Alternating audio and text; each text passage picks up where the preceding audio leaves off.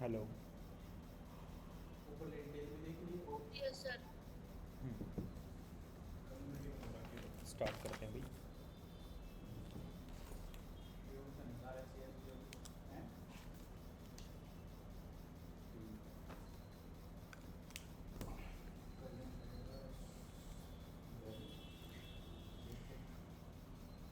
देखो, ये वाला ब्लॉग जैसे मेरे पास आ रखा था अभी।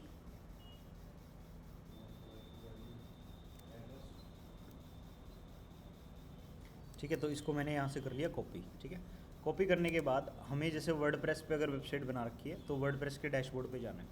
मेरे पास अभी एक वेबसाइट का लॉगिन है, मैं उसको ओपन कर लेता हूँ।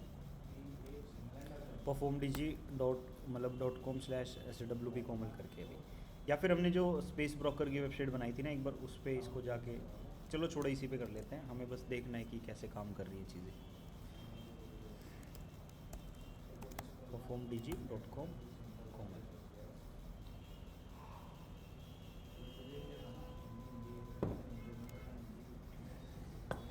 अब यहाँ पे हमें क्या करना है भाई, ऐड न्यू ब्लॉग करना है। अपडेट में गए, अपडेट में सबसे पहले तो देख लेते कोई अपडेट्स वगैरह नहीं है। देखो, अगर आप इनको अपडेट कर दोगे ना तो वेबसाइट मेंटेनेंस मोड में चली जाएगी, इसलिए मैं इसको भी अपडेट नहीं कर रहा हूँ। You have to high risk vulnerability, मतलब बता रहा है कि भाई मॉलवेयर वगैरह आपकी वेबसाइट में हो सकता है, उसके लिए रिस्क आ रखा है। कर लेंगे इसको भाई, मैं शॉर्ट आउट कर लूँगा बाद में आराम से। देख लिया मैंने ये। अब मुझे जाना है बेसिकली पोस्ट पे और ऐड न्यू पे जाना है। ठीक है, तो मैं यहाँ पे आ जाता हूँ। पोस्ट कहाँ पे, पोस्ट और ऐड न्यू।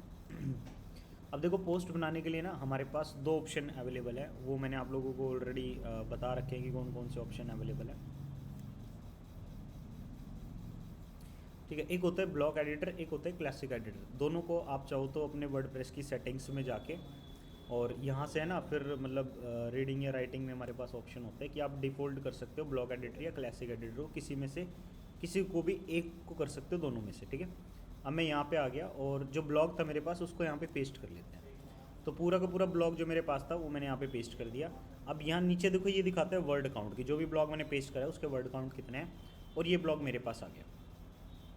अब क्या होता है, एक ब्लॉक के अंदर है ना हेडिंग सब हेडिंग होती है। अब जो हेडिंग सब हेडिंग होती है वो कैसे चलती है, H1 H2 H3 H4, मतलब इस वे में चलती है।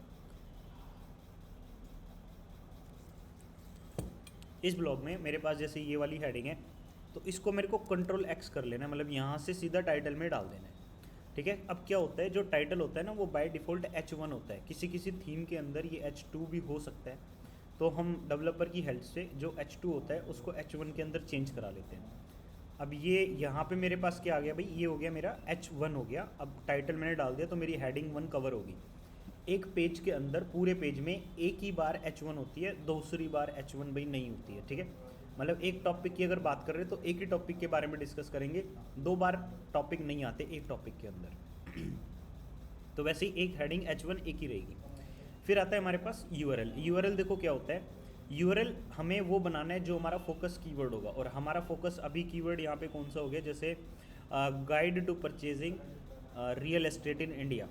ठीक है, ये मेरा कीवर्ड हो गया, इसको मैंने यहाँ से ऐसे कंट्रोल करके और यहाँ पे पेस्ट कर दिया, ओके कर दिया, मेरा यूआरएल अब वही बन जाएगा। ठीक है, आप जब टाइटल पेस्ट करते हो बाय डिफ़ॉल्ट क्या होता है, पूरा का पूरा जो टाइटल होता है वो आपकी वेबसाइट का पूरा का पूरा ये यूआरएल बन जाता है।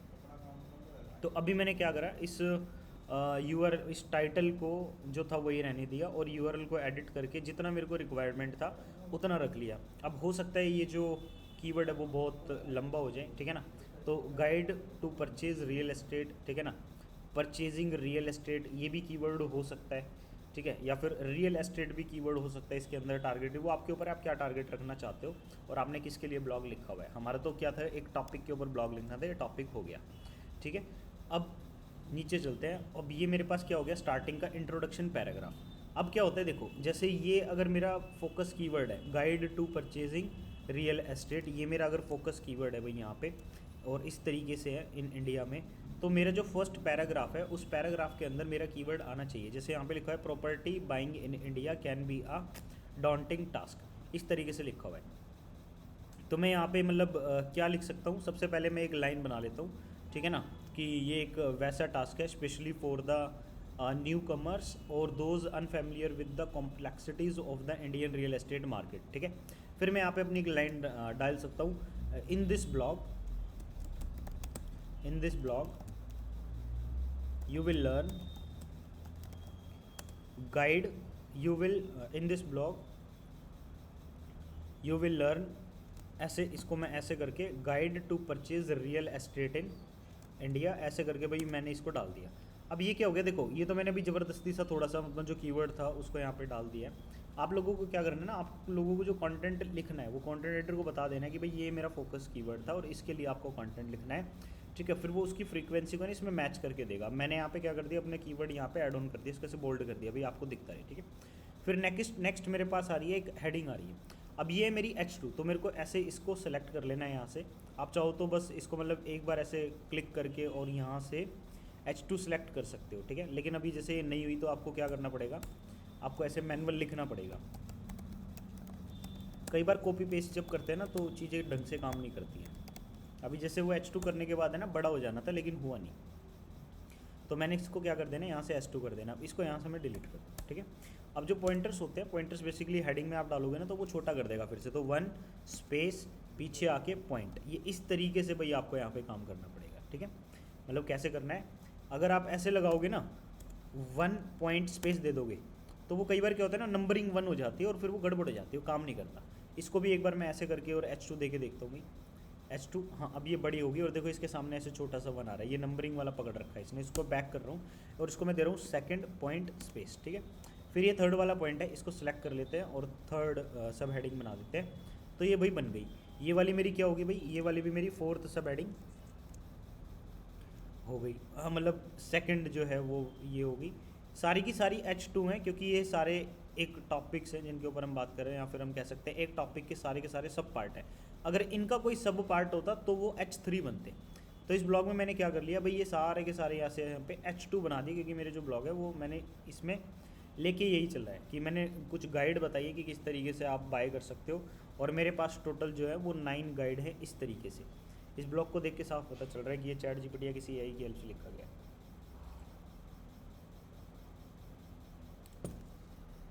और जबकि इंस्ट्रक्शंस थी कि AI से नहीं लिखना है।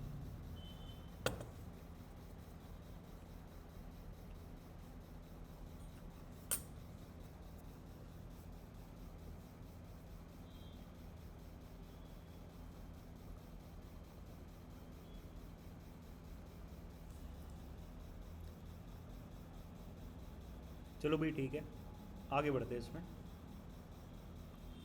यहाँ पे हमारे पास आता है फोकस कीवर्ड। फोकस कीवर्ड में जो मेरा कीवर्ड था वो मैंने डाल दिया।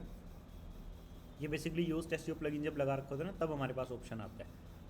तो मैंने यहाँ पे डाल दिया guide to purchasing real estate in India, ठीक है।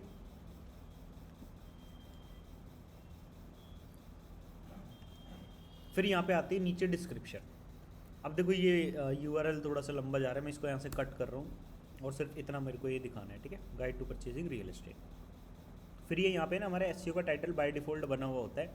यहाँ पे आ गया टाइटल, तो हमारी वेबसाइट का जो टाइटल बना हुआ था उसको बाय डिफ़ॉल्ट उठा लेगा कि गूगल SCRP पे कैसी दिखाई देगी वेबसाइट। फिर आता है पेज। पेज क्या होता है, अगर नंबर्स ऑफ पेजेस होते हैं उसके लिए होता है बेसिकली, अगर किसी कैटेगरी वगैरह के लिए बनाते हैं तो ये रिक्वायर्ड है। फिर आता है सेपरेटर, जैसे ये बीच में लाइन है ये क्या है हमारा सेपरेटर है भाई। और फिर आता है site title. Perform DG website का नाम क्या हो गया हमारा, साइट टाइटल हो गया, तो यहाँ पे साइट टाइटल आ गया, ठीक है। अब आती है नीचे डिस्क्रिप्शन। डिस्क्रिप्शन अब है ना सोचनी पड़ती है कि भाई क्या हम बनाएं, इसके अंदर हम क्या दे रहे हैं, ठीक है। मैं इसके अंदर भाई क्या दे रहा हूँ, हम दे रहे हैं यहाँ पे गाइड दे रहे हैं, और मेरे पास 9 पॉइंटर्स है जिसमें मैं हेल्प कर रहा हूँ अंडरस्टैंडिंग नीड्स के बारे में, मार्केट रिसर्च के बारे में, लीगल से रिलेटेड चीज़ें, बजट से रिलेटेड, नेगोशिएटिंग स्किल्स से related, documentation, paper work, home loan, loan approve और फलाना टीम का सब कुछ, ठीक है। तो ये क्रोम एक्सटेंशन है जो कि लास्ट क्लास में हमने देखी थी। इस तरीके से सारी जो H2 वगैरह थी भाई इसने यहाँ पे निकाल के मेरे को दे दिए बेसिकली, ठीक है। लेकिन जब ब्लॉग को प्रीव्यू करेंगे तब मिलेगा, अभी बैकएंड में तो ये ढंग की H2 वगैरह आपको नहीं देगा। अब मैं क्या कर रहा हूँ, मैं ना ये सारी चीज़ों को मिक्सअप कर लूँगा। मैंने ऐसे अपने पास है ना सबका एक कलेक्शन बना लेना है, ठीक है। अब ये मैंने जैसे यहाँ पे इसको डाल लिया,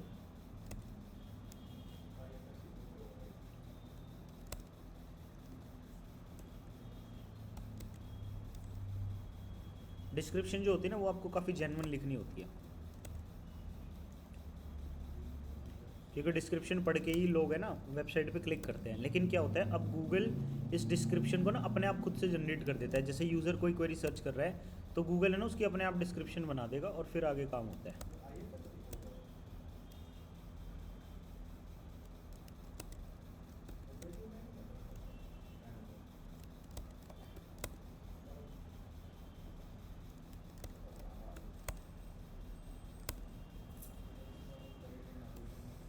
ठीक है, अब ये सारी चीज़ें अब इसमें दे रहा हूँ। इनको पढ़ने के बाद आपको एक यूनिक और बढ़िया डिस्क्रिप्शन बनानी है। वो थोड़ा सा सोच लेते भाई अब कैसे बनाएं।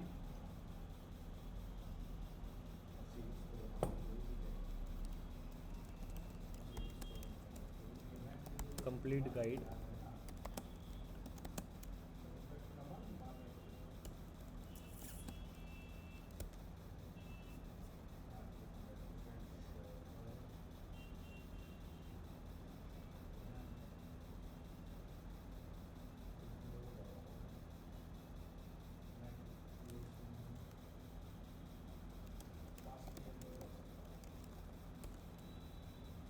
अब देखो यहाँ पे क्या है, डिस्क्रिप्शन जो होती है ना, डिस्क्रिप्शन के अंदर भी आपका फोकस कीवर्ड आना ज़रूरी है एक बार तो यहाँ पे मैं क्या करूँगा, complete guide to purchasing real estate in India. अब ये क्या हो गया, मेरा जो कीवर्ड था वो यहाँ पे कवर हो गया।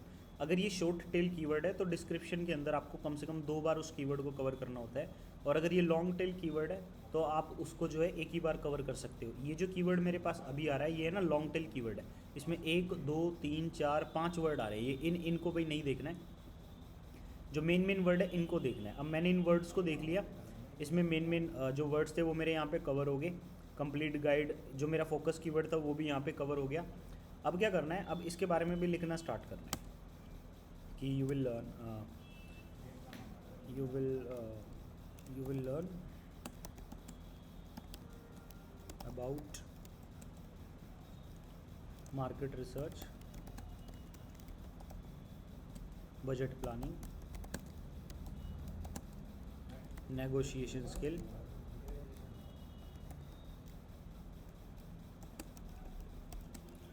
Documentation and paper work,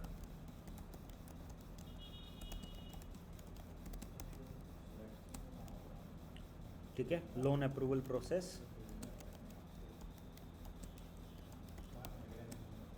registration and stamp duty,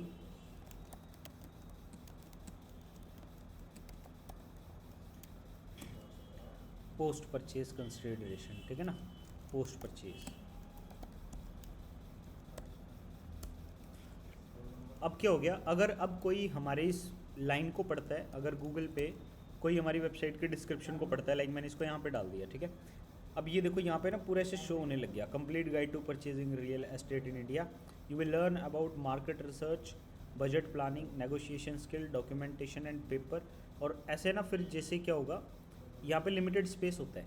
जो टाइटल होता है, टाइटल की जो लेंथ होती है हमारे पास 50 से 60 कैरेक्टर हो सकती है, और जो डिस्क्रिप्शन होती है उसकी जो लेंथ है वो 150 कैरेक्टर टू 160 कैरेक्टर तक हो सकती है, ठीक है।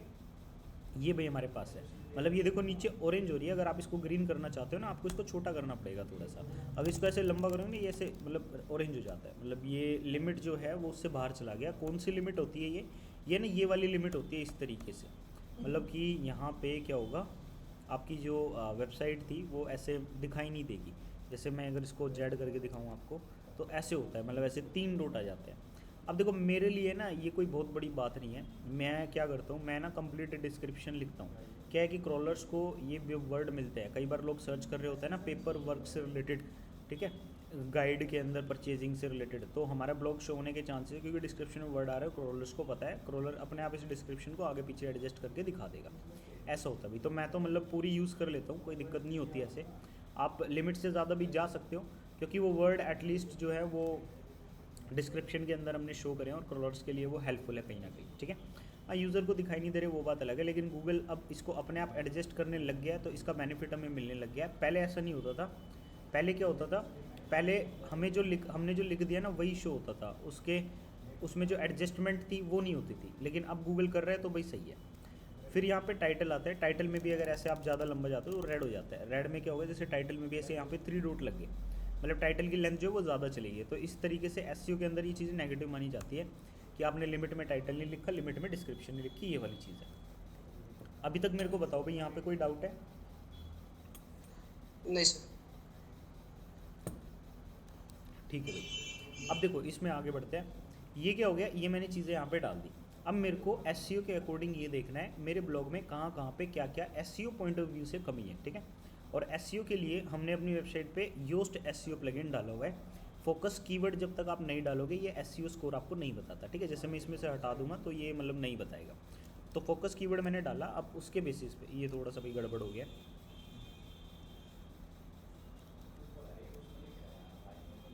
यहाँ पे मैं डाल देता हूँ एक बार फिर से भी, कॉपी पेस्ट कर देता हूँ, ठीक है। ये मैंने डाल दिया। अब ये उसके अकॉर्डिंग देखो ऑरेंज हो गया, ये पूरा ग्रीन हो जाएगा अगर हम सारे एसईओ की एरर्स को सोल्व कर देते हैं। आप नीचे आओगे ना स्क्रॉल करके तो यहाँ पे देखो ये दिख रहा है एसईओ एनालिसिस, एसईओ एनालिसिस हो गया। अब मैं इसको ओपन करूँगा और जितने भी रेड रेड या नेगेटिव पॉइंटर्स होते हैं वो सारे मेरे पास दिखाई देने लग जाएंगे। लाइक आउटबाउंड लिंक हो गया, no outbound link appear in this page, ये क्या आ गया, एड सम। ये कह रहा है कि आपने ना एक भी अपनी वेबसाइट से बाहर का लिंक नहीं दिया जो कि कोई रेफरेंस हो सकता है, जो कि कोई हेल्पफुल कंटेंट हो सकता है यूज़र के लिए, वो आपने नहीं दिया, ठीक है। तो ये आउटबाउंड लिंक है, ये हमने नहीं दिया इसलिए रेड है। तो मैं क्या करता हूँ, मेरे इस ब्लॉग को देखने के बाद मुझे ये समझ आ रहा है कि किसी बड़ी रियल एस्टेट की वेबसाइट को मैं लिंक दे सकता हूँ, ठीक है ना। तो वो बड़ी वेबसाइट कौन सी हो सकती है, 99 एकड़ हो सकती है, मैजिक ब्रेक हो सकती है, ये हो सकता है। तो अब मैं क्या करूँगा, मैं यहाँ पे एक ऐसे अलग से लाइन लिख दूँगा, if you are interested in purchasing property explore some property here, ठीक है। अब मैं ऐसे 99 एकर्स ओपन कर लिया, ठीक है। सॉरी, इसको यहाँ से ओपन कर लिया, इसका लिंक कॉपी कर लिया भाई, और हमारी जो वेबसाइट थी इसमें डाल देंगे।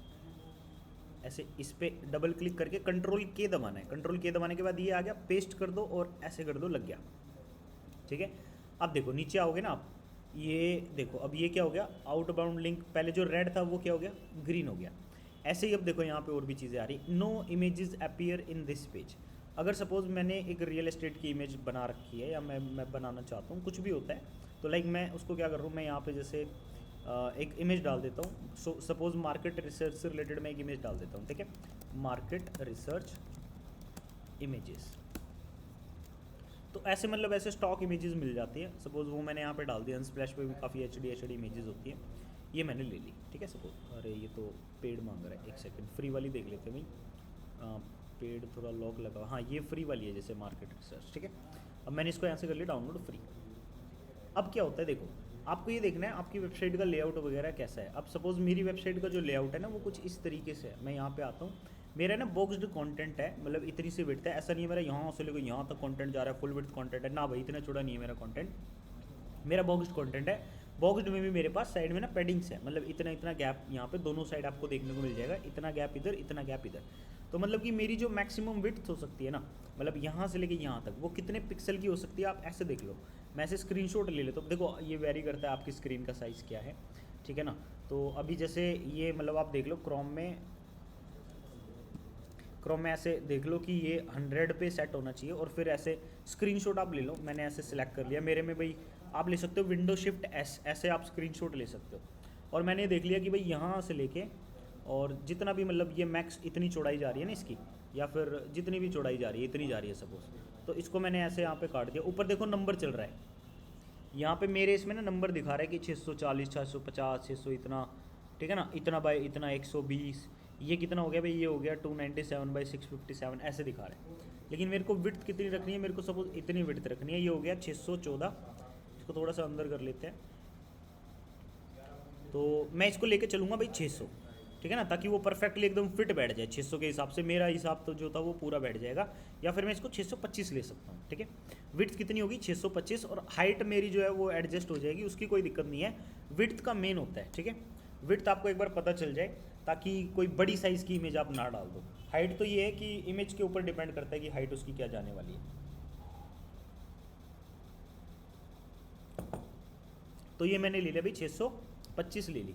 अब मैं इस इमेज को ओपन करूँगा, आपको भी है ना ये इमेज ओपन विद पेंट करनी है। ओपन विद पेंट करने के बाद रीसाइज में जाके आप पिक्सल को चेंज कर सकते हो। मेरे यहाँ पे ऑप्शन है ना इस तरीके से आता है, मैं यहाँ पे जाऊँगा और इसमें जैसे 3600 विड्थ है और हाइट है इतनी। भाई इतनी बड़ी इमेज मेरे को यूज़ नहीं करनी है। इमेज को यूज़ करने के कुछ तरीके होते हैं, जैसे मैं इसकी गेट इन्फो पे अगर जाऊँ, ये इमेज है ना 1.3 MB की है। कितनी की है? 1.3 MB। ये मेरी वेबसाइट पे बहुत ज़्यादा लोड डाल सकती है, मेरी वेबसाइट की स्पीड को स्लो कर सकती है, इस पेज की स्पीड को स्लो कर सकती है। अब मैं इसकी इमेज मतलब मैं इस इमेज को अब कम साइज़ का कर दूंगा, जिससे कि इसका जो 1.3 MB का साइज़ है वो कम हो जाए। अब मैं इसको सिंपल ओपन करूँगा। ओपन करने के बाद जो एडिट का ऑप्शन है मेरे पास, आपको भी पेंट से करना है, मैंने बता दिया ऑलरेडी। इसको 625 कर लेना है, क्योंकि मेरे पास विड्थ उतनी है भाई, ज़्यादा नहीं है विड्थ। ओके कर लिया, ठीक है। अब आपको लगेगा तो बहुत छोटी होगी, नहीं, आप देखो सिर्फ इसको उतने स्पेस में देखना जितना आपको रिक्वायर्ड है। अब मेरे ब्लॉग में इधर भी था और बीच में इतनी इमेज रिक्वायर्ड थी, मैंने इसको जैसे सेव कर लिया और कट कर दिया, ठीक है। अब इसको फिर से गेट इन्फो करके देखते हैं कि मेरे ऐसे करने से इमेज का साइज़ क्या हुआ। अब ये देख रहे हो भी कितना हो गया, ये हो गया 119 KB। कितना हो गया? 119 KB। भाई बहुत कम हो जाता है 119 KB, मतलब समझ रहे हो ना, 1.3 MB से 119 KB 10 गुना से भी कम कर दिया इसको, 10 मतलब 10 टाइम से भी कम कर दिया है। तो अब इसको अपलोड करेंगे तो ऐसी 10 इमेजेस लगा दूंगा ना, तब जाके 1 MB बनेगा और वेबसाइट पे कोई लोड भी नहीं पड़ने वाला। कहाँ पे एक इमेज 1 MB का लोड डाल रही थी, और अब 10 इमेजेस भी डाल दूंगा ना, तब जाके कहीं 1 MB पूरा होगा। और मेरे पास तो नो पॉइंटर है, मतलब 1 MB में तो पेज ही खत्म हो जाएगा मेरा। अब मैं यहाँ पे अपने ब्लॉग में आ रहा हूँ, ब्लॉग में ऐड पे जा रहा हूँ। ऐड पे जाने के बाद जो मार्केट रिसर्च वाला पार्ट था, यहाँ पे देखो आपको पहले तो ऐसे गैप दे देना है। जैसे अभी यहाँ पे गैप नहीं है तो मैं गैप दे दूंगा और यहाँ पे इमेज लगानी, देख लेना कि 2 बार गैप ना हो, सिंगल गैप काफ़ी है। ऐड मीडिया फाइल करनी है। ऐड मीडिया फाइल करने के बाद आपको इसको यहाँ से सिंपल ड्रैग एंड ड्रॉप कर सकते हो, एक ऑप्शन ये है। दूसरा है कि आप अपलोड पे जाके ऐसे सेलेक्ट फाइल कर सकते हो और ये ऐसे यहाँ से सेलेक्ट करके ओपन कर सकते हो, ठीक है। मैं इस फाइल को ओपन करने के बाद डिलीट ज़रूर करूँगा, क्योंकि क्या होता है ना, जब भी कोई फाइल हम अपलोड करते हैं तो वो है ना ऐसे मतलब एक URL क्रिएट हो जाता है। देखो ये है ना, ये URL क्रिएट हो गया। मैं आपको दिखाऊँ ना, अब देख इसको ओपन करते हैं। performdigi.com WP कंटेंट, गूगल है ना इसको इंडेक्स कर लेता है भाई, ये एक चैलेंज होता है, ठीक है ना। तो आपको क्या करना है, अगर रेलिवेंट नहीं है तो साथ के साथ आपको डिलीट कर देने आफ्टर यूज़। लेकिन इसको ऐसे अपलोड नहीं करना, अपलोड से पहले आपको कुछ चीज़ों का ध्यान रखना है। अगर आप ब्लॉग बना रहे हो इस कीवर्ड के लिए, आपका कीवर्ड क्या हो गया, guide to purchasing real estate. इसको मैंने यहाँ से कॉपी कर लिया, यहाँ पे आ जाओ। इस इमेज को जब तक अपलोड नहीं करोगे, जब तक कि इसका आप जिस ब्लॉग या फिर जिस टॉपिक के लिए रैंक करना चाहते हो, इसका नेम आप वो सेव नहीं कर देते। मैंने इसका नेम वही दे दिया जो मेरे को देना था, या फिर जिस वर्ड पे मैं रैंक करना चाहता था। सेव कर देना है भाई इसको, ठीक है। और अब मैं इसको अपलोड करूँगा यहाँ पे, ठीक है। अपलोड कर दिया। अपलोड करने के बाद ये होता है ऑल्ट टेक्स्ट। ये क्या होता है भाई, ऑल्टरनेटिव टेक्स्ट। ऑल्ट की फुल फॉर्म क्या होती है, ऑल्टरनेटिव टेक्स्ट। ये वही टेक्स्ट है जिससे गूगल समझ पाएगा कि इस इमेज को किस वर्ड के लिए रैंक कराना है। सपोज मैं अभी क्या करूँगा, मैं इसके अंदर फोकस कीवर्ड डालने वाला हूँ। जो भी आप नेम देते हो इमेज को, वो टाइटल के अंदर आ जाता है। आप चाहो तो ऑल्ट टेक्स्ट और टाइटल को सेम रख सकते हो, क्योंकि ये कीवर्ड है, ठीक है। और इसमें मैं ये लिखने के बाद यहाँ पे लिख दूंगा मार्केट रिसर्च। इससे क्या हो गया, मेरा जो कीवर्ड था वो इमेज के अंदर कवर हो गया, और कहीं ना कहीं जो मार्केटिंग रिसर्च का पार्ट था वो भी कवर हो गया। अब अगर कोई रियल एस्टेट की मार्केट रिसर्च से रिलेटेड कोई इमेज सर्च करता है तो मेरी ये इमेज वहाँ पे दिखाई देगी, क्योंकि ऑल्ट टेक्स्ट ही वो टेक्स्ट है जिससे गूगल समझता है कि किस इमेज को किस वर्ड के लिए रैंक कराना है। अगर मैं ये ऑल्ट टेक्स्ट नहीं डालूंगा, गूगल को पता नहीं चलेगा कि इस इमेज को किसके लिए रैंक कराना है। सपोज मैं अपनी सेल्फी लेके गूगल पे डाल दूँ, गूगल को थोड़ी पता है कि वो पवन है, नहीं पता। सपोज मैं ये फोटो गूगल पे डाल दूँ, ये किस वर्ड से रैंक होगी, किस नाम से रैंक होगी, किसी को कुछ नहीं पता। तो मेरे को ऑल्ट टेक्स्ट डालना होता है, फिर गूगल समझता है कि इस बंदे को इस वाले वर्ड के लिए रैंकिंग दिलानी है, तब वो पॉसिबल होता है भाई, ठीक है। तो इस इमेज को किसके लिए रैंकिंग दिलानी है, guide to purchase real estate, और फिर मैंने लिख दिया मार्केट रिसर्च। आप ऐसे कोमा दे के भी लिख सकते हैं, सिंपल लिख सकते हैं। फिर यहाँ पे कैप्शन होता है। कैप्शन में क्या होता है, अब जैसे मैंने ना 99 तो नहीं, मैंने ये अनस्प्लैश से इमेज को लिया है। अनस्प्लैश को मैं ओपन कर लेता हूँ, ये वाली वेबसाइट को। अब ये ना कॉपीराइट फ्री इमेज है, क्या है, कॉपीराइट फ्री। ये फ्री में डाउनलोड कर सकते हैं, कोई भी कहीं पे भी यूज़ कर सकता है, ठीक है। लेकिन आपने इसको यूज़ करा है तो आप क्या करोगे, जॉनसन गुडमैन, ठीक है, ये है भाई बंदा, ठीक है। और आपने इस इमेज को यूज़ कर लिया विदाउट इसकी परमिशन के, तो क्या होता है ना, हम उसको क्रेडिट दे सकते हैं। क्या होता है, क्रेडिट दे सकते हो। तो सामने वाला आपको कॉपीराइट दे, इससे अच्छा तो आप उसको क्रेडिट दे दो ना। क्रेडिट दोगे तो क्या हो जाएगा, आपके ऊपर कोई बात नहीं आएगी। अब जैसे इसके कैप्शन में मैं डाल दूंगा, ठीक है ना, इमेज क्रेडिट, ऐसे मैं लिख दूंगा इमेज क्रेडिट जेसन गुडमैन और ब्रैकेट के अंदर लिख दूंगा अनस्प्लैश। ठीक है, मतलब अगर हम स्टॉक इमेज यूज़ कर रहे हैं तो हमें ना ऐसे लिख के बता देंगे कि भाई हमने ये ना यहाँ से मतलब unsplash.com इस वेबसाइट से भाई इस इमेज को यूज़ करा है। कई लोग इसको बताते हैं, कई लोग नहीं बताते। ये बताना ज़रूरी नहीं है अगर आपने फ्री में इसको डाउनलोड करा है और सामने वाली पार्टी को उससे दिक्कत नहीं है, क्योंकि वो स्टॉक इमेज है, वो फ्री में अवेलेबल है भाई, वहाँ पर उन्होंने करा रखी है कि कोई भी उसको यूज़ कर सकता है, ऐसी कोई दिक्कत नहीं है। ठीक है, वो वाली चीज़ है। अब क्या है, जो जेसन गुडमैन है ये मैंने यहाँ पे डाल दिया और वेबसाइट का नाम डाल दिया, मेरा काम भाई यहाँ पे खत्म हो गया। ठीक है, कि कैप्शन मैंने बता दिया। फिर आता है डिस्क्रिप्शन, चौथा पार्ट भाई, मतलब alt text title caption description. अब डिस्क्रिप्शन के अंदर क्या हो गया, डिस्क्रिप्शन में होता है कि इस इमेज में क्या दिखाई दे रहा है और मेरी ये जो इमेज है वो किस चीज़ के लिए है। सबसे पहले तो मैं यहाँ पे ना अपना एक कह सकते हैं इसका ओवरव्यू देना स्टार्ट कर दूंगा। ठीक है, इस इमेज को है ना, जो इस इमेज के अंदर दिख रहा है वो डिस्क्रिप्शन होगी, याद रखना। ठीक है, अब जैसे मार्केट रिसर्च मैंने गूगल पे कीवर्ड सर्च करा और उसके बाद अनस्प्लैश पे ये वाली इमेज रैंक होगी। इट मीन्स कि कहीं ना कहीं मार्केट रिसर्च की डिस्क्रिप्शन या फिर मार्केट रिसर्च कुछ ऐसा डाला गया होगा जिससे ये इमेज रैंक होगी। तो मैं क्या कर सकता हूँ इसके अंदर, मैं ये डाल सकता हूँ कि 4 to 5 people sitting on a white table and research something. तो ये मेरी क्या होगी, एक डिस्क्रिप्शन होगी। मतलब इस इमेज में मेरे को जो दिख रहा है 4 to 5 people sitting together on a table and research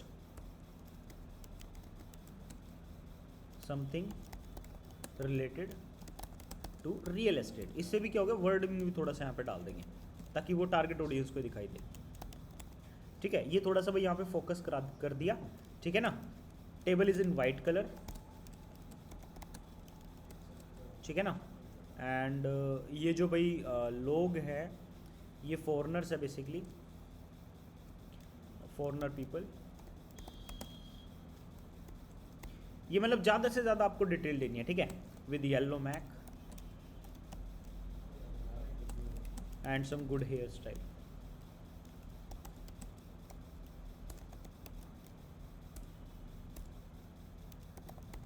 ठीक है, a man is in a white shirt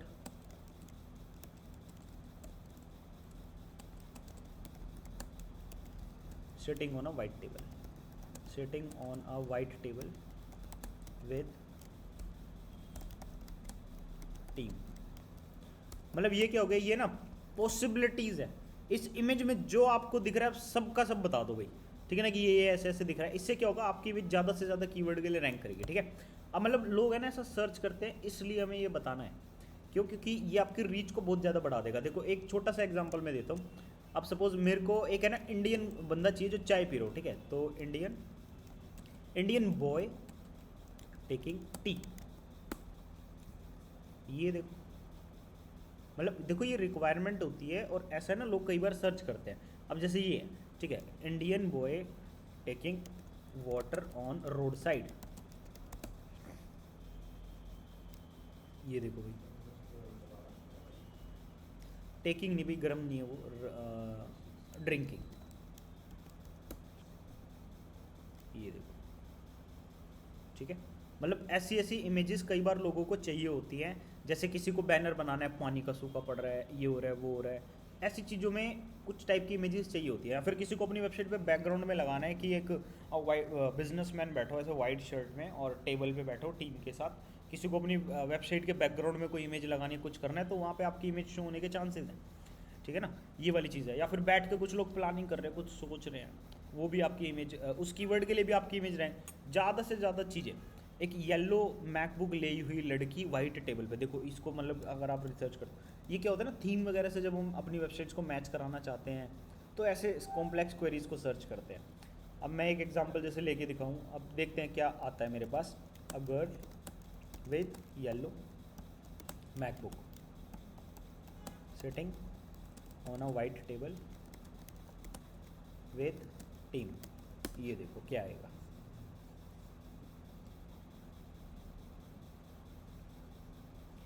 ये देखो yellow MacBook sitting table team के साथ। ठीक है ना, ये अब देखो कुछ और आ गया, येलो बैकग्राउंड आ गया, ये ऐसे येलो मैकबुक आ गया, लेकिन लड़की नहीं है, टेबल नहीं है, अब आप मेरे को बताओ कि इन इमेजेस में अगर कुछ इस टाइप की थोड़ा सा जैसे हम जैसे सोचते हैं वैसे ही अगर लिख देंगे, मतलब ह्यूमन थिंकिंग जो है अगर हम वैसा लिख देते हैं तो हमें वो चीज़ मिल जाएगी। ऐसा ना बहुत बार होता है जब हमें एग्जैक्ट कुछ चीज़ें चाहिए होती है और मिलती नहीं है। क्यों नहीं मिलती? क्योंकि देखो हो सकता है वो कंटेंट अवेलेबल है गूगल पे, लेकिन इन लोगों ने ना उसको अच्छे से यूटिलाइज नहीं करा, उस चीज़ को अच्छे से समझा नहीं। ठीक है, अब इसके लिए ना एक वीडियो थी मेरे पास यूट्यूब पे। उस वीडियो में बेसिकली क्या कर रखा था, पूरा है ना बता रखा था कि एक एआई एक इमेज से क्या समझता है। अब वो वीडियो अगर मैं आप लोगों को एक बार दिखाऊं, देखो ये हो सकती है यूट्यूब, ठीक है ना।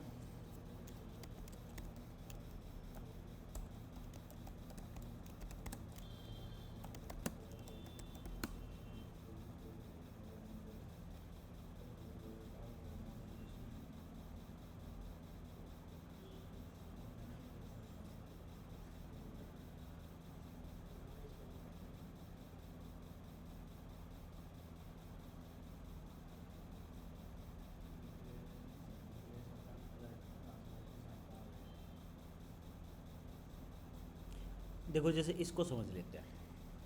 नमस्कार दोस्तों, मैं हूं निखिल और आप मुझे बताओ भाई, आवाज़ आ रही है वीडियो की?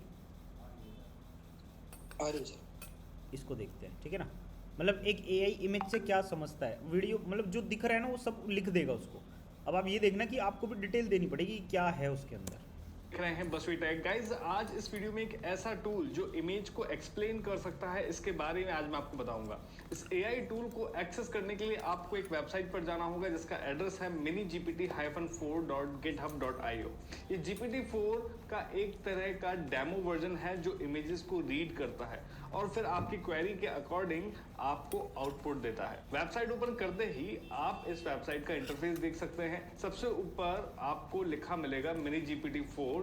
थोड़ा सा नीचे आप आएंगे तो यहाँ आपको दो सेक्शन मिलेंगे। लेफ्ट हैंड साइड में इमेज अपलोड करने का ऑप्शन मिलेगा और राइट हैंड साइड में आप अपनी क्वेरी या फिर प्रॉम्प्ट डाल सकते हैं। मेरे पास डेस्कटॉप पर ये 4 इमेजेस हैं। हम इनके लिए प्रॉम्प्ट क्रिएट करेंगे और देखते हैं क्या आउटपुट आता है।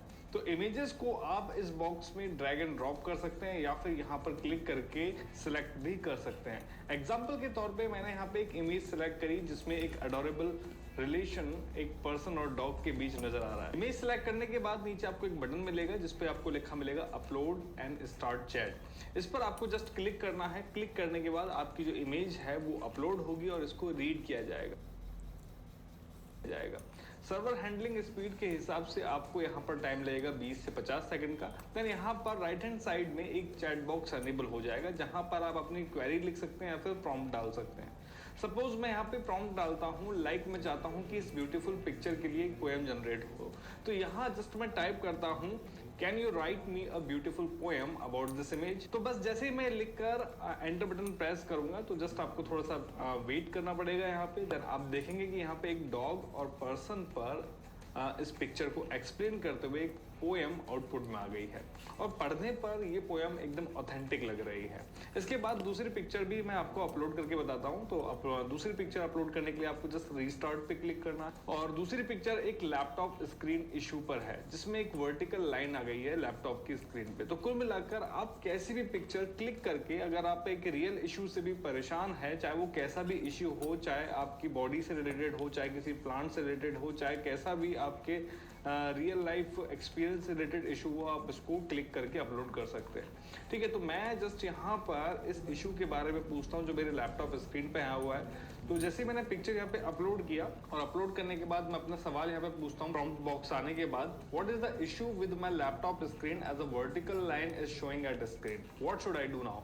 तो जस्ट मैंने ये लिखा और ये लिखने के बाद एंटर बटन दबाया तो जितने पॉसिबल सॉल्यूशन हो सकते हैं इस प्रॉब्लम से रिलेटेड उन सब का आउटपुट मुझे यहाँ पे मिल जाता है जिनको मैं यूज करके अपनी इस प्रॉब्लम को सॉल्व कर सकता हूँ। इसी तरीके से मेरे पास 2 इमेजेस और हैं जिसमें एक शर्ट है सपोज ये हमारा ही डिजाइन किया हुआ शर्ट है और इसका एक एडवर्टीजमेंट टेक्स्ट मुझे जनरेट करना है, तो जस्ट मैं प्रॉम्प्ट यहाँ पर लिख देता हूँ और यहाँ पर मेरे को आउटपुट मिल जाता है। इसी तरीके से फोर्थ इमेज है एक गुलाब जामुन डिश की, इसे मैंने अपलोड किया और जस्ट मैंने इस टूल से, इस AI टूल से मैंने पूछा how should I make something like this, तो भाई इसने आउटपुट में मुझे पूरी की पूरी रेसिपी दे दी। अब बताओ और क्या चाहिए? AI क्या नहीं कर रहा है? AI सब कुछ कर रहा है और आप भी करो और यूज करके देखो, बड़ा मजेदार है। हाँ थोड़ा स्लो है बट इमेज को एक्सप्लेन कर सकते हैं इजीली। आपके किसी प्रोजेक्ट में ये टूल हेल्प कर सकता है और जहां भी आप यूज लेना चाहें वहां पर आप इसका यूज ले सकते हैं। ऐसे वीडियो आते रहेंगे, बस आप लाइक करो और कमेंट करो और बताओ कैसा लगा आपका वीडियो। मैं मिलता हूं आपसे नेक्स्ट वीडियो में नई इन्फॉर्मेशन के साथ, तब तक के लिए धन्यवाद, जय हिंद। अब बताओ भाई, ये समझ आया? देखो वो इमेज को समझ पा रहे हैं, इमेज को समझ पा रहे हैं AI, और उसने, अगर आप लोगों ने ध्यान दिया हो कि इस इमेज में जो डॉग वाली पोएम लिखी थी ना, उसको आप देखना कि क्या क्या चीज़ें उसने लिखी है।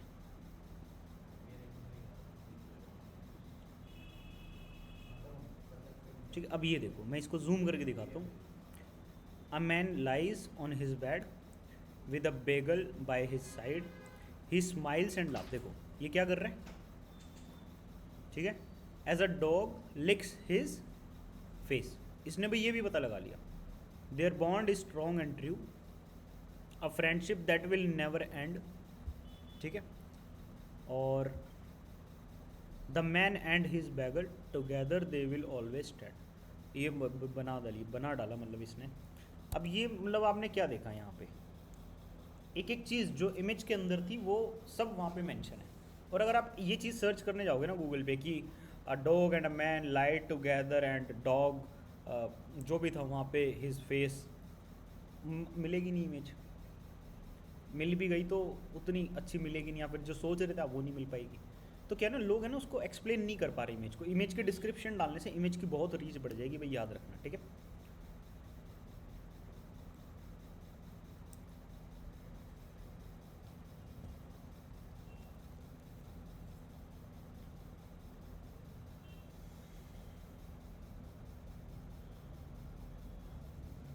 इसमें कोई डाउट है भाई?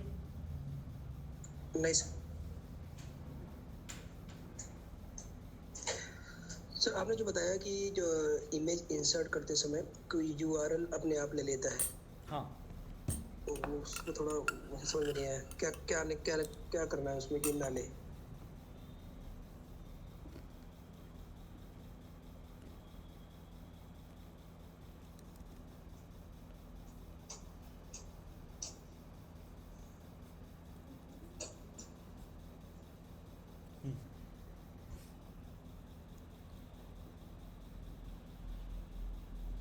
देखो क्या होता है, कोई भी इमेज जब हम अपलोड करते हैं ना, उसका URL अपने आप बन जाता है। और URL एडिटेबल नहीं होता भाई, याद रखना। URL आप एडिट नहीं कर सकते, ठीक है। वर्डप्रेस के अंदर URL एडिट का ऑप्शन नहीं देता, फाइल का URL एडिट नहीं होता। और URL के अंदर कीवर्ड होना एक रैंकिंग फैक्टर है। इट मीन्स कि अनस्प्लैश से अगर मैंने कोई इमेज ऐसे डाउनलोड करी और उस पर ऐसे मतलब कुछ लंबा चौड़ा सा टेक्स्ट लिखा हुआ है, उसका जो भी कोड वोड था, और उसको आप डायरेक्टली अपलोड कर देते हो, तो इमेज का URL क्या हो जाएगा भाई, आडा टेढ़ा। तो रैंकिंग फैक्टर वहाँ पे अब नहीं हो पाया, जो इमेज के URL के अंदर कीवर्ड वाला कॉन्सेप्ट था वो, ठीक है। क्योंकि URL के अंदर कीवर्ड आएगा, फिर इमेज के टाइटल में, कैप्शन में, डिस्क्रिप्शन में, ऑल्ट के अंदर हर जगह आपका कीवर्ड आ रहा है। रेलिवेंसी बहुत स्ट्रॉन्ग हो जाती है पेज की, जो एक कीवर्ड को लेकर अथॉरिटी है वो बिल्ड होती है कि ये बंदा इस ब्लॉग के अंदर सिर्फ एक टॉपिक के बारे में ज़्यादा से ज़्यादा डिस्कस कर रहा है। इट मीन्स कि इसके अंदर कुछ होगा ऐसा स्पेशल, ठीक है। तो ऑन पेज में भी बहुत हेल्प होती है जब फ्रीक्वेंसी इस चीज़ की वजह से हाई हो रही है। मतलब आपने ब्लॉग के अंदर कवर ना करके उसको इमेजेस के अंदर रिपीट करना स्टार्ट कर दिया, तो बात बन जाती है। कभी कभी हम अपने कीवर्ड को इंसर्ट नहीं कर पाते। हमारे पास है ना सेम सिचुएशन आ रही है यहाँ पे, जैसे इस ब्लॉग के अंदर हमारे पास, अरे यार हद हो गई है। तो मार्केट रिसर्च, एड मीडिया, देखो एक अच्छी चीज़ बता देता हूँ, आप जो भी लिखते हो ना वो सब सेव हो जाता है, ठीक है। Insert into post.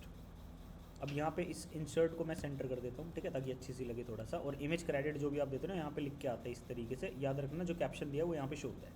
अब देखो हमारे पास जो ये पॉइंटर्स होते हैं, इन पॉइंटर्स के अंदर हम अपने कीवर्ड्स वगैरह को शो नहीं कर सकते, क्योंकि वो बार बार रिपीटेटिव हो जाएंगे। आप सोच के देखो, ऐसा पॉसिबल है? मान लो आपका फोकस कीवर्ड एक क्वेश्चन है, व्हाट इज डिजिटल मार्केटिंग, क्या इस कीवर्ड को आप बार बार अपने ब्लॉग के अंदर यूज़ कर सकते हो?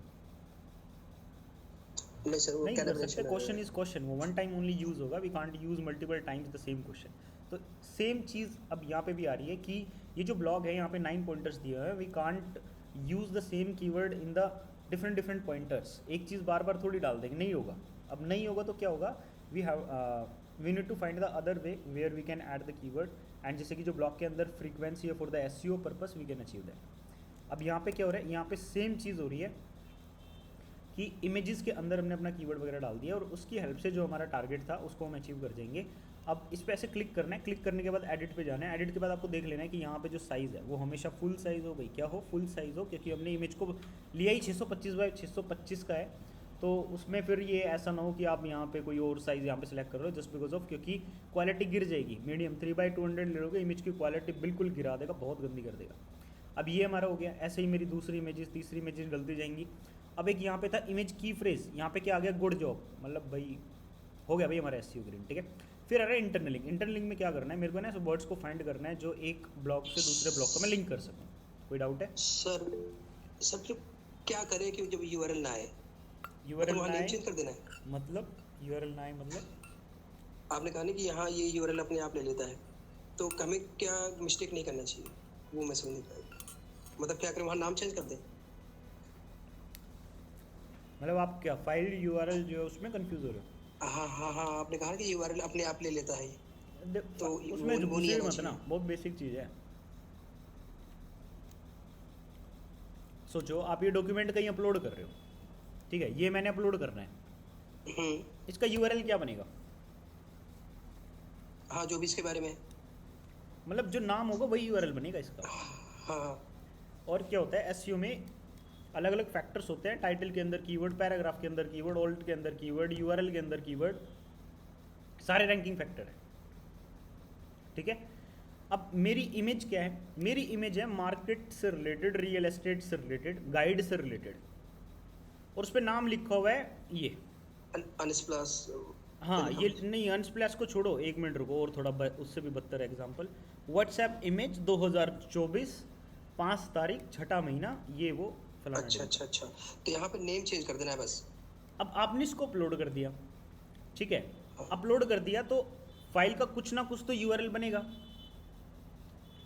ठीक है ना, फाइल का कुछ ना कुछ तो यूआरएल बनेगा। अब जैसे आप और वो इमेजेस देखते हो, इस नेम से रिलेटेड होगा वो। यूआरएल वही होगा। अब जैसे मैं इसको प्रीव्यू करके देखता हूँ, ठीक है, अब प्रीव्यू में आप इमेजेस सिंगल भी ओपन कर सकते हो ना, ये राइट क्लिक का ऑप्शन, ऐसे राइट क्लिक और open image in new tab का ऑप्शन देता है ना आपको गूगल।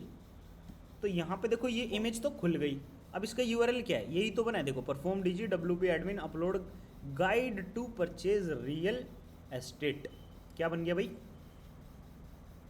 हाँ, बन तो गया। मतलब ये ठीक है ना। अगर हम ये चेंज नहीं करते तो वहाँ व्हाट्सएप इमेज 5 तारीख ये सब आता। वो आता व्हाट्सएप 2024, ठीक है ना, पाँचवा महीना 7 तारीख, अच्छा, और वही सब। हाँ, इससे क्या है कि रैंकिंग इंप्रूव होगी, क्योंकि इमेज में भी हमने कीवर्ड डाल दिया है, क्योंकि एक और ranking कोई सर्च factor करेगा है। तो वो आ जाएगा। ओके, बिल्कुल, ये रैंकिंग फैक्टर है यूआरएल के अंदर कीवर्ड होना, ठीक है ना। और ठीक है, सोचो, हमें मतलब कोई भी हाँ, फोटो अगर वो डाउनलोड करते हैं कहीं से तो उसका नेम चेंज करना है।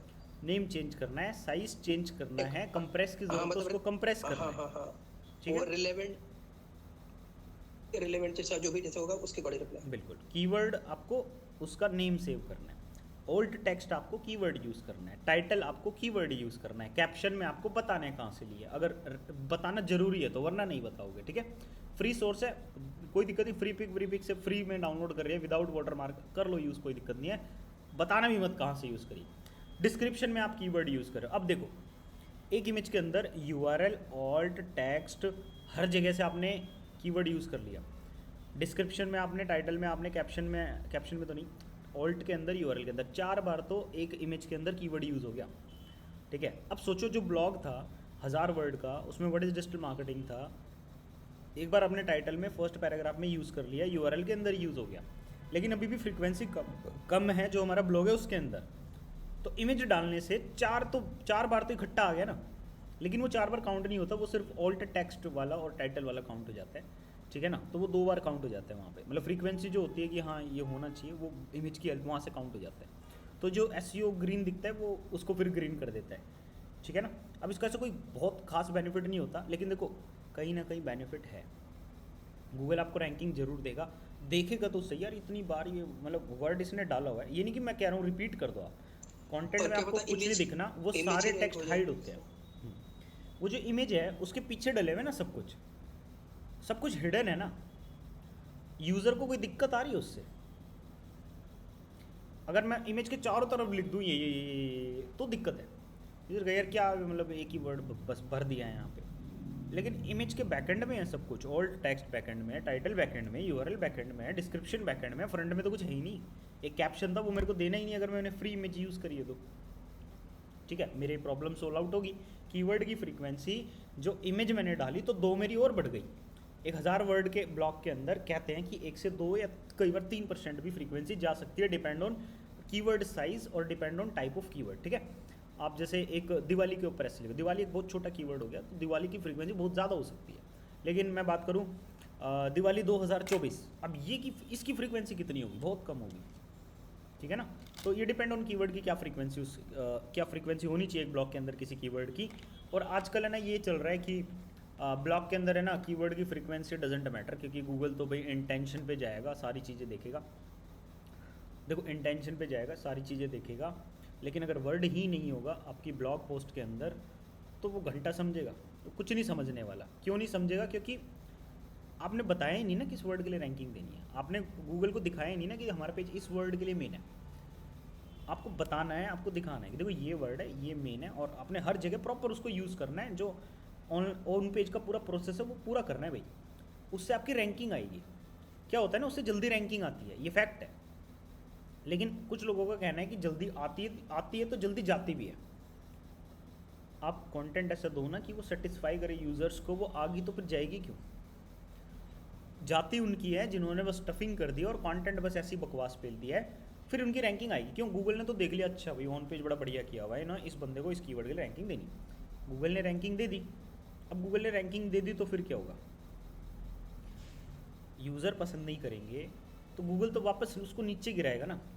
अब अगर वो नीचे गिर गया तो फिर आपको कोई बेनिफिट ही नहीं मिलने वाला। इसलिए कंटेंट आप जेन्युइन दो और ऑन पेज भी उसका अच्छे से करो, प्रॉपर एकदम, ठीक है ना। आपको इमेजेस लगानी है, आपको वीडियोस लगानी है, आपको पीडीएफ लगानी है, उसमें आप कुछ भी लगा रहे हो पूरा प्रॉपर ऑन पेज करना है। जैसे मैंने स्टेप बाय स्टेप बताया कि इमेज भी साइज वाइज करके, यूआरएल्स वगैरह, कीवर्ड वगैरह डाल के सब कुछ एकदम जेन्युइन करना है भाई, ठीक है ना। कुछ भी ऐसे मिस्टेक नहीं करनी है, क्योंकि जितना अच्छा कंटेंट जितना तरीके से डालोगे उतनी आपकी स्किल स्ट्रॉन्ग होगी।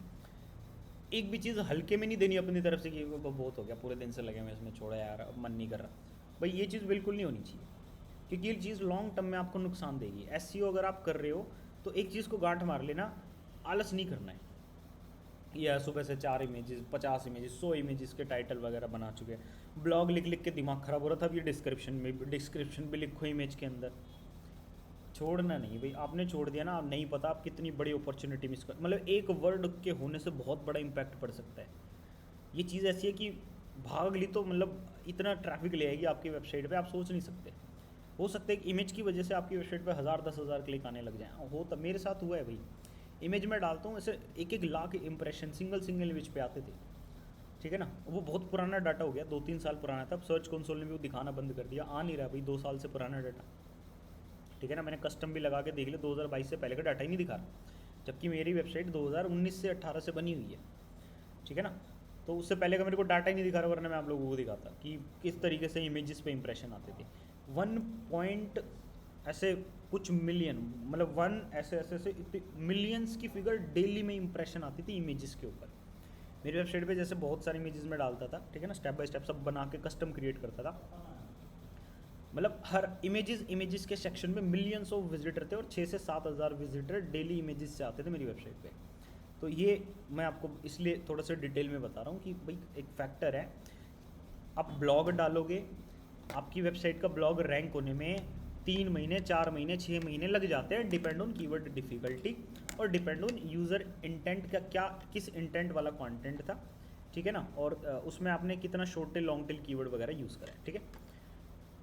इमेजेस के केस में आप आज डाल रहे हो ना, कल आपकी इमेज रैंक हो सकती है गूगल पे। एक कहते हैं ना कि गूगल तो यार बहुत टाइम नहीं है, गूगल टाइम टेकिंग। अब गूगल के उन कॉन्सेप्ट्स को पकड़ लो जिसकी एक्चुअल में रिक्वायरमेंट है और उस वाले पार्ट पे खिल जाओ। मान लो गूगल पे कोरा आ रहा है, ठीक है ना, अब कोरा पे अपना अकाउंट बना के कोरा पे आंसर पोस्ट कर दो, ऐसा आंसर पोस्ट कर दो कि मतलब मज़ा आ जाए। कोरा तो ऑलरेडी रैंक था गूगल पे, किसी कीवर्ड का 50,000 सर्च वॉल्यूम था, कोरा फर्स्ट पे रैंक कर रहा है। अब कोरा पे अकाउंट बना के आंसर ऐसा डाल दो कि एकदम जेन्युइन हो, ठीक है, बस हो गया। कोरा से आपके आंसर पे विजिट पड़ेंगी, विजिट से वेबसाइट पे ट्रैफिक आ जाएगा, पहले दिन से, दूसरे दिन से, तीसरे दिन से। क्योंकि सर मतलब यूजर को किसी वेबसाइट पे रिलेवेंट कंटेंट मिल नहीं रहा है, तभी वो कोरा पे आ रहा है। अगर कोरा पे आपने एक अच्छा कंटेंट डाल दिया तो रैंक करेगा आपकी वेबसाइट। हाँ बिल्कुल, ठीक है ना, आप वहाँ पे अपनी प्रोफाइल स्ट्रॉन्ग कर लो। कोरा देखो बहुत कह सकते हैं, वहाँ से बहुत लंबा चौड़ा ट्रैफिक खींचा जा सकता है। मैं एक कोरा एक्सपर्ट को जानता हूँ भाई, ठीक है ना, मैं जानता कैसे हूँ, थोड़ी सी स्टोरी बता देता हूँ। क्या है ना, हम भी कोरा मार्केटिंग की सर्विस देते हैं। अगर कोई कोरा ऐड रन करवाना चाहता है, हम करते हैं भाई कोरा ऐड रन, और कोरा पे क्वेश्चन आंसर भी पब्लिश करते हैं, हमारी पूरी सर्विस है इस चीज़ की। अब क्या हुआ, मेरे पास एक क्लाइंट आया, क्लाइंट यंग था, हमारी तरह ही था, ठीक है ना, तो उनका कुछ ऐसा काम था कि वो ना सॉन्ग बना के देते थे कस्टमाइज, मतलब किसी हस्बैंड को अपनी वाइफ के लिए, किसी को कहीं जाना है उसके लिए सॉन्ग बनाना है, एक एम्प्लॉय को अपने बॉस के लिए सॉन्ग चाहिए, ठीक है ना, कि उसका बर्थडे आ रहा है, कुछ एनिवर्सरी आ रही है, तो हम तो गाना गाएंगे जी उसके लिए। तो वो क्या करते थे, मतलब वो म्यूज़िक आर्टिस्ट थे थोड़े से, और एक कुछ सिंगर वगैरह भी थे उनके साथ, वो टीम थी एक यंग लोगों की, थोड़ा सा कॉलेज के स्टूडेंट्स थे सारे। उन्होंने एक आइडिया बनाया कि हमें ना अपना सॉन्ग कस्टमाइजेशन का एक बना के देंगे, अगर किसी को किसी के लिए सॉन्ग गाना है तो हम पूरा एक कस्टम बना के देंगे, और फिर रिदम, म्यूज़िक, ट्यून सब कुछ, और फिर वो पूरा मतलब जो फंक्शन जो भी होगा उसमें पूरा एंटरटेन कराएंगे भाई, ठीक है ना, ये वाली चीज़ है। तो ये उनका आइडिया था। अब वो चले गए कोरा मार्केटिंग के ऊपर कि किस मतलब क्या आइडियाज़ हो सकते हैं, कि जिससे कुछ स्पेशल गिफ्ट कैसे दे सकते हैं, कुछ अलग गिफ्ट कैसे दे सकते हैं, मतलब कोरा मार्केटिंग करनी थी उनकी, और एड्स भी रन करनी थी, क्योंकि कोरा पे उनको स्कोप दिख रहा था। क्योंकि इस चीज़ का है ना कोई वेबसाइट थी ना कुछ था, और पूरे इंडिया में इसकी 2 से 3 वेबसाइट थी सिर्फ, कॉम्पिटिटर जो हमारे थे, और बाकी जो कॉम्पिटिटर वो सारे फॉरेनर्स थे। मतलब वो फॉरेन का एक आइडिया उन्होंने उठाया था इंडिया के अंदर, 2 से 3 पूरे ग्लोबल इंडिया के अंदर 2 से 3 कॉम्पिटिटर बस, और वो भी कॉम्पिटिटर इतने लो ना उन्होंने एसईओ का रखा ना मार्केटिंग का रखी, बिल्कुल घटिया किस्म के लोग, ठीक है। मतलब हमें ऐसा लगा कि हम तो वेबसाइट बनाएंगे ना, ये तो 1 हफ्ते में इनको बीट कर देंगे, ऐसा लग रहा था।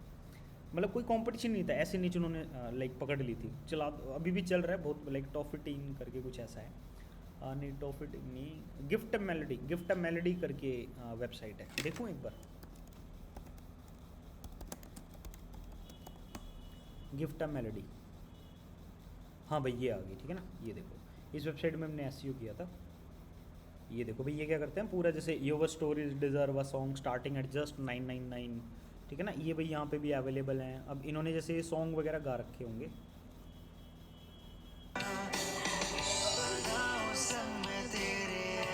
ये मतलब इन्होंने ऑडियो वगैरह सब डाल रखी है इधर।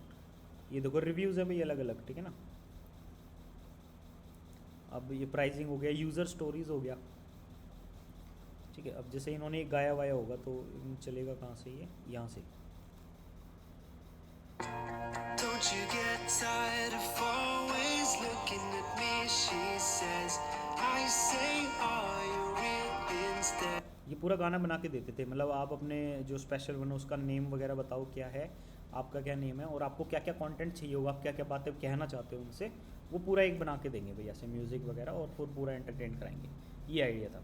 अब क्या हुआ, तो इसकी कोरा मार्केटिंग करनी थी, तो ये हमारे पास आए थे इनका, क्योंकि एसईओ हमारे पास ऑलरेडी चल रहा था। अब कोरा कहने इनके पास एक और बंदा निकल के आ गया, ठीक है ना, उन्हीं के नॉन में था किसी के, ठीक है, और उनका एक और बंदा निकल के आ गया, वो भी मैं बताऊँगा किसके नॉन में था, ठीक है। और नॉन में था तो क्या हुआ, अब उन्होंने हमें बैठाया, उनको बैठाया, दोनों को मीट पे ले लिया कि सर आप बता दो कि भाई कोरा की कौन कौन सर्विस क्या क्या आप इंक्लूड करके दोगे, फिर दोनों में से जिसका सही लगेगा हम उसको अपना जो काम है वो दे देंगे, ठीक है। अब वो जो हमारे कॉम्पिटिटर थे उन्होंने 14 लाख रुपए की ऐड चला दी थी, नहीं 14 लाख की नहीं, सॉरी, उन्होंने 5 लाख की ऐड चलाई थी कोरा पे, ठीक है, जहाँ से 14 मिलियन ऑफ विजिटर्स उनके कोरा के जो आंसर्स वगैरह होते हैं उससे आते थे। After spending 5 lakh of spend, वहाँ से उन्होंने 20 लाख का रेवेन्यू जनरेट करा था। वो कोरा से कोर्स सेल करते थे अपने डिजिटल मार्केटिंग और अदर चीज़ों से लर्निंग पर्पस के लिए, ठीक है। तो 5 लाख रुपए की ऐड उन्होंने कोरा पे चलाई, कोरा के आंसर वगैरह करते थे, और 20 लाख रुपए का रेवेन्यू जनरेट करा। टोटल जो उनका कोरा पे स्टैट्स के अंदर इंप्रेशन था वो 14 पॉइंट कुछ मिलियन के अंदर था। और मेरे पास तो लाइक बहुत छोटे एग्जांपल थे क्योंकि हमने लाइक कोरा पे एड्स रन करी, लेकिन इधर इस लेवल पे एड रन नहीं करी कि भाई 5 lakh of spend just for 1 client, ठीक है ना। तो उनके पास रिजल्ट थे तो वो क्लाइंट उनके पास चला गया, ठीक है। और जिन्होंने वो ढूंढा था भाई वो ये था, ये भी लाइक काफ़ी जेन्युइन बंदे हैं। ये भाई इम्परफेक्ट मेंटर, ये भाई इम्परफेक्ट मेंटर, ये ठीक है ना। 172 के फॉलोवर्स हैं इनके, और इनके साथ भाई हमारी मीटिंग हुई थी, ठीक है ना। ये आप देखोगे ना इनकी स्टोरीज़ वगैरह तो ये बहुत सारे, जैसे ये हो गया, ये हो गया। अब ये जो इन्फ्लुएंसर्स और ये सब होते हैं ना भाई, ये आपस में सब अपना कनेक्शन बना के रखते हैं।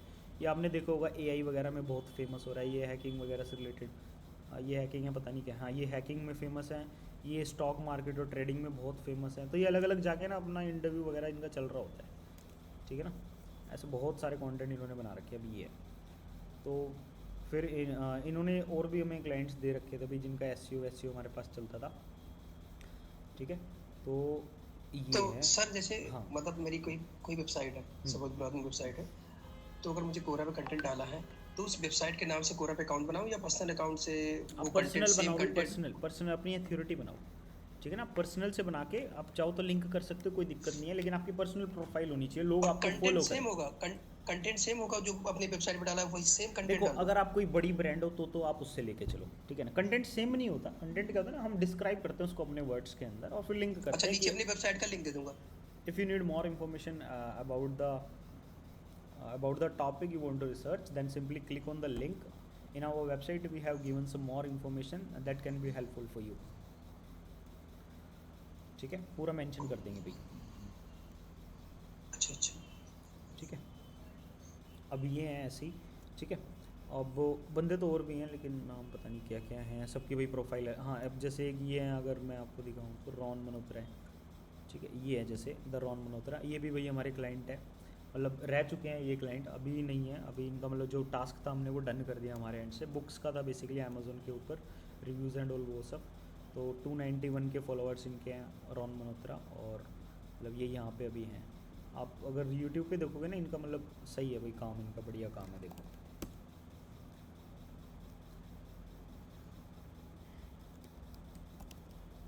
रॉन मल्होत्रा, इनके पॉडकास्ट वगैरह भाई चल रहे हैं आजकल।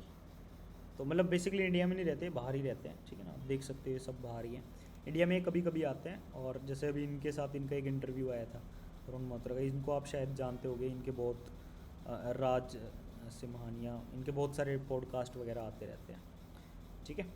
बाकी इनकी खुद की भी प्रोफाइल भाई काफ़ी स्ट्रॉन्ग है, बना रखी है इन्होंने, अलग अलग लोगों के साथ भाई आते रहते हैं। 64.5 के यहाँ पे, इससे ज़्यादा इंस्टाग्राम पे क्योंकि इन्होंने मेनली काम करा है। बाकी एक ऑथर है, बुक्स वगैरह लिखते हैं, और एक बिजनेस कोच और कंसल्टेंट हम कह सकते हैं वो है। Perform my success, influence leader, business, real estate, wealth, the Indian lion, ऐसे उन्होंने बना रखा है अपना। कंटेंट भी बड़ा जेन्युइन है। मैं आपको अगर कुछ सैम्पल्स दिखाऊँ इनके, मतलब प्रॉपर शूट वूट सब कराते हैं, कोई दिक्कत नहीं है। ये देखो कॉन्फ्रेंसेस चलती हैं।